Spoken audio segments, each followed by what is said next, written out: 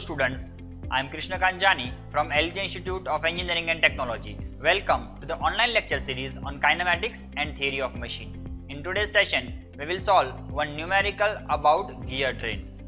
So let's start this session with the numerical.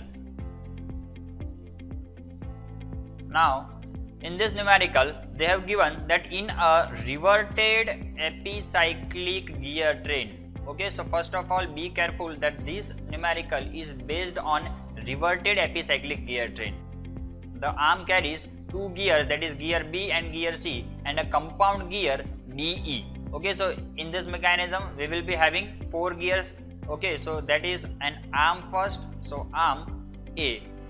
Then second component they have given two gears, that is B and C. So they have two separate gears B and C and a compound gear. So a compound gear of DE. Okay, now the number of teeth on the gear B, C and D are given as 75, 30 and 90. Okay, so first of all we can sort out the data that number of teeth. Okay, so we can simply write down that number of teeth, that is TB, is equal to 75. Similarly, number of teeth on gear C and number of teeth on gear D is given. Okay, so in this way we can simply sort out the data that TB, TC, TD is equal to 90. Now the next, find the speed and direction of gear C. Okay, so we have to calculate the direction of gear C when the gear B is fixed. So the first condition, that gear B is fixed. So in this way we can calculate that for gear B is fixed, so speed of gear B is equal to 0. Then an arm A makes 100 rpm clockwise direction. Okay, so the next data that is given, speed of arm A is given as 100 rpm. Okay, be careful over here, the direction is given as clockwise, so we have mentioned clockwise direction over here. Okay, so now first of all we have to sketch the diagram. Okay, so to sketch the diagram, let's consider the assembly. So it is a reverted epicyclic gear train. So first of all, let's identify the diagram for reverted gear. Now how we can consider reverted gear? So a gear in which, if we consider that reverted gear is a gear in which two shafts are mounted coaxially. Okay, if we consider these two shafts, that is shaft X and Y, both the shafts are mounted axially in on same axis, but they are rotating separately, and these two shafts containing two different gears. Now these shafts are connected with one other shaft which is containing a compound gear. Now a compound gear is a simple gear in which we are mounting two gears on one shaft. Okay, if we are mounting two or more than that gear on a single shaft, then this type of shaft is known as a compound shaft, and the gears which are mounted on this gear is known as a compound gear. So over here they have given that compound gear D and E.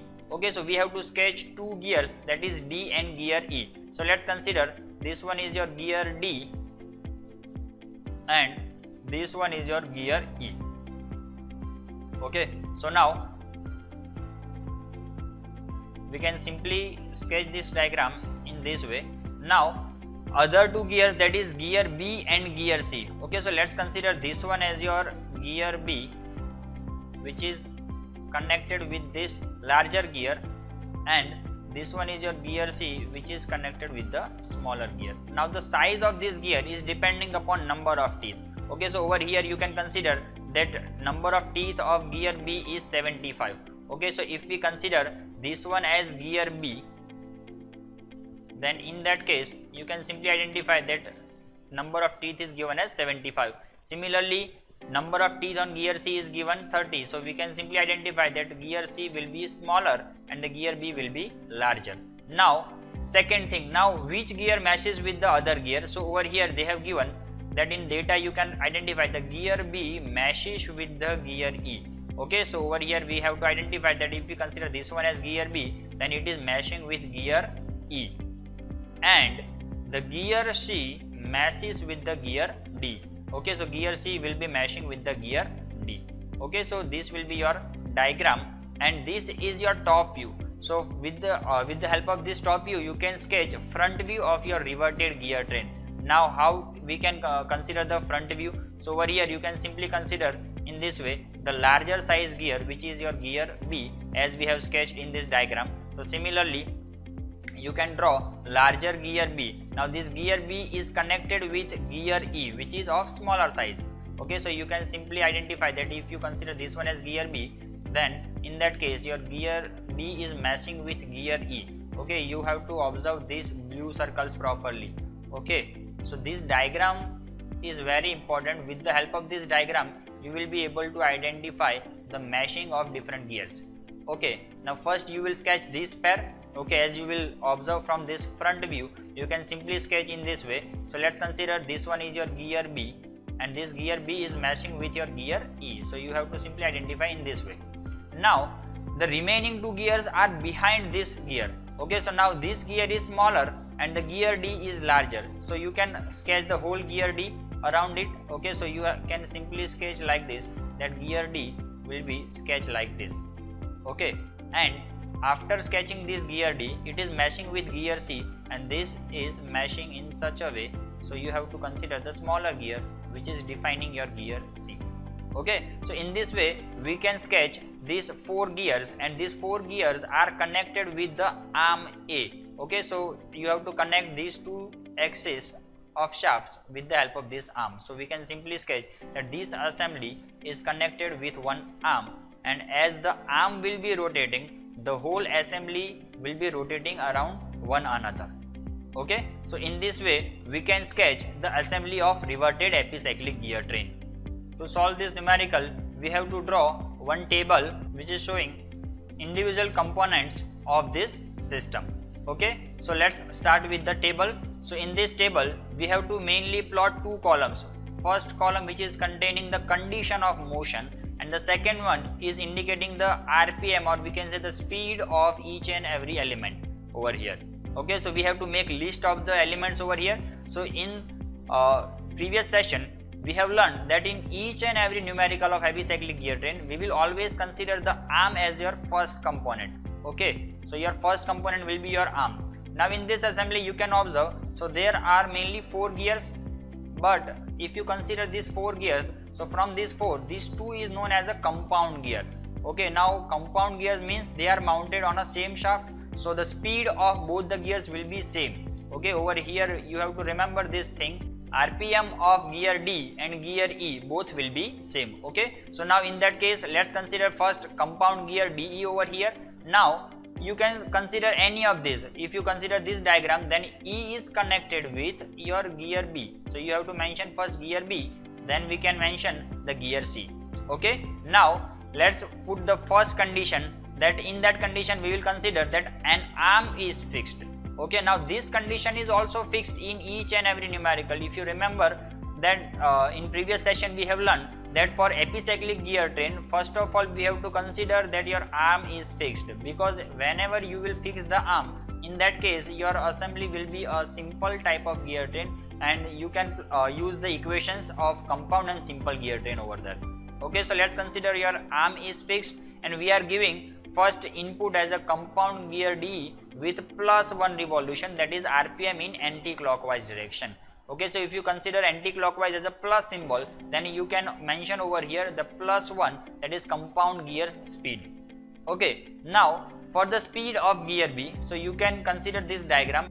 Let's draw one miniature diagram over here. So if you consider this one as gear B, which is meshing with gear E. Okay, so this is a simple assembly over here.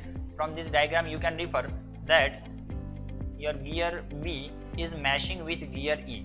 Okay, so we can simply plot like this. Now the speed of gear B and speed of gear E. So over here we have considered that compound gear E is containing +1 speed, that is rotating with +1 RPM. So if you want to calculate the speed of gear B, so in that case you can write down the equation that speed of gear B is equal upon speed of gear E is equal to number of teeth on gear E divided by number of teeth on gear B. We have simply approached that the speed is always inversely proportional to the number of teeth. Okay, simply remember this formula. Okay, so now over here we can write down that TE by TB. Okay, because speed of gear E, that is equal to +1, so we can simply remove this component over here, and we can mention simply +1 over here. Now the second fundamental, your gear E, which is rotating in anti-clockwise direction. So in that case your gear B will be rotating in clockwise direction, so you have to mention minus sign over here.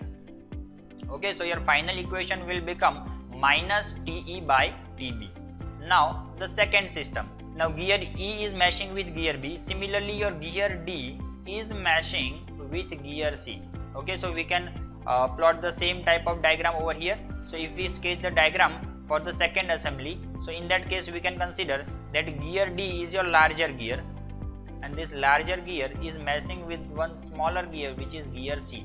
Okay, now we have speed of gear D and we want to calculate the speed of gear C. So in that case we can simply write down the equation that speed of gear C upon speed of gear D is equal to number of teeth on gear D upon number of teeth on gear C. Now again your speed is always inversely proportional to the number of teeth.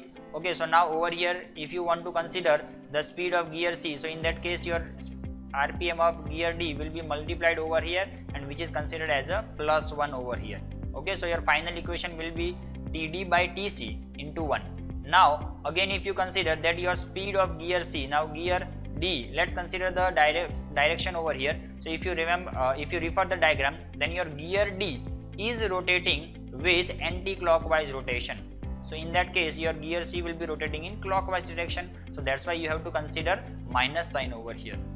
Okay, so in this way we can identify the equation of speed of gear C with the help of this simple gear train formulas. Now after sketching this row number 1, we can consider the second equation. So the second condition for motion is simply we are replacing this +1 revolution with +x revolution. Okay, we are simply assuming that your compound gear D is rotating with +x revolution. So in that case you have to consider compound gear as a +x revolution. Now again your arm is fixed, so over there you will be using the 0. Now speed of gear B, so in that case we have to simply multiply this with this compound speed. Okay, so over here you have to replace this 1 with x, and similarly your x will be multiplied over here. Okay, so you will get this equation as minus x TE by TB, and over here you will get minus x TD by TC.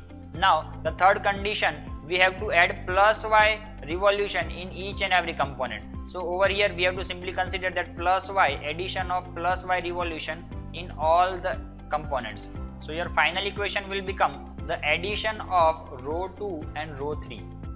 So now with the help of this fourth row we will be able to solve the numerical. Okay, so let's consider this data and solve this numerical. So over here we have identified and made the list for the total number of teeth or the given data and the total speed of each and every component of this mechanism. Now we have to calculate the speed of gear C. So to solve this term, we have to first of all identify each and every element, or we can say variable of this term. So over there we have to identify the value of x and y, and to solve this numerical we need the number of teeth of each and every component. So over here in the data they have given the number of teeth for gear B, gear C and gear D. So the remaining gear, that is gear E, that we have to calculate by ourselves. Okay, so now over here we have to identify the condition for reverted epicyclic gear train. Okay, so we can simply identify that the center distance between these two shafts will always remain the constants. So we can consider that diameter of gear B. Okay, now over here you have to refer that gear B is meshing with gear E. So we can consider that diameter of gear B plus diameter of gear E is equal to diameter of gear C plus diameter of gear D. Okay, so with the help of this basic equation you will be able to solve the numerical. Okay, so let's consider this condition first. Now with the help of this condition we have to calculate the number of teeth. Now we know the fundamental that pitch circle diameter is always proportional to the number of teeth of that gear. Okay, so in this equation we can simply consider the teeth of gear B plus teeth of gear E. We can simply replace the diameter term with the number of teeth. We can simply put out the TC plus TD. Now by putting the value of number of teeth of gear B, C and D, we can simply identify the number of teeth of gear E, which is equal to 45. Okay, so now we have data for number of teeth of each and every element. Okay, now we can start with the condition. Now they have given the first condition that your gear B is fixed.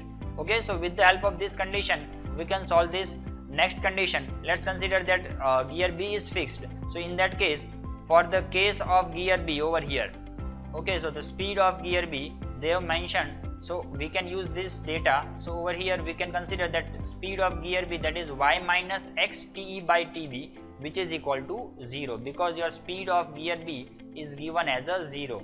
Now simplifying this equation will give us the equation in terms of x and y. Okay, over here, so to get the value of y, we can consider this data that speed of arm A is given as 100 rpm. So over here we have to consider that arm is making 100 rpm. Now the speed of arm A, so that we can simply write down that NA, which is given as 100. Now this 100 rpm is in clockwise direction. So we can consider that speed of arm A, NA, is equal to plus y. Now this y rotation is making 100 in clockwise direction, so that's why y is equal to minus 100. So we can put this y is equal to minus 100 in this equation, and by putting the value of y we will be able to get the value of x. Now after getting the value of x and y, now with the help of that values we will be able to calculate the speed and direction of gear C. Okay, so now we can put simply the equation that speed of gear C over here. So we can simply write down that speed of gear C, NC, which is equal to y minus x td by tc. So we will get this value from this table and we will put over here. So over here y minus x td by tc, now we have the value of td, tc and y and x, and by simplifying this equation we will get that is equal to plus 400 rpm. Now it means it is rotating in plus direction. Now the plus symbol is reflecting the anti-clockwise direction. So we can simply write down that is the speed of gear C is equal to 400 rpm and it is rotating in anti-clockwise direction. Okay, so in this way we can solve the numerical of reverted epicyclic gear train. Okay, thank you.